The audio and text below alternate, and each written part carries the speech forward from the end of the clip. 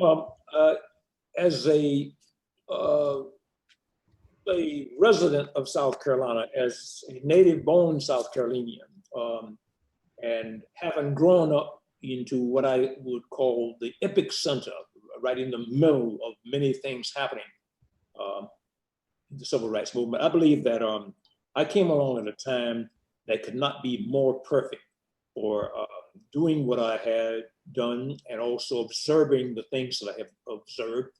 Um, you see, the one of the most important sociological changes that we can look at so far as African Americans that really made our lives better was the period between 1950 and 1970, which we call the civil rights movement years.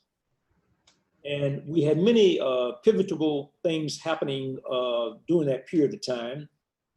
We had in Clarendon County, 30 miles from where I am right now, this very important case that as a 13, 14-year-old teenager, I became acquainted with.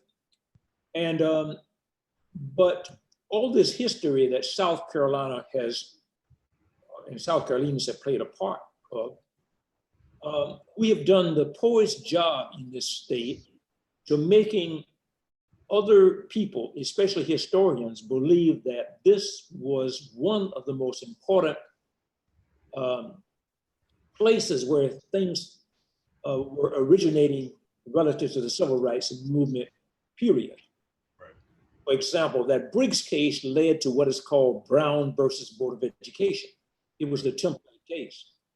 And so that case is the case that you might say it was the point in history when everything started changing. Right. It was even the case that encouraged more better known civil rights people like Martin Luther King and Rosa Parks and others to believe that they could effect change in Montgomery, Alabama with the bus boycott and others. But it had its origin in South Carolina. So we have done the poorest job in telling this story. So it falls to my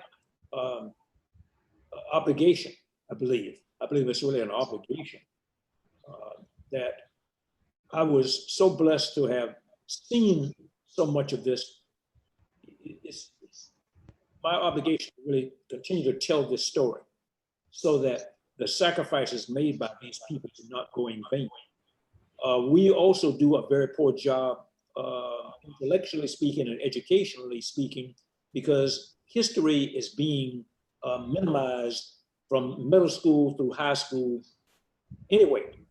And so just at the point in history when, compared to the time that I grew up, when I grew up, history was very important because it kind of set the stage for all the other things that I was experiencing.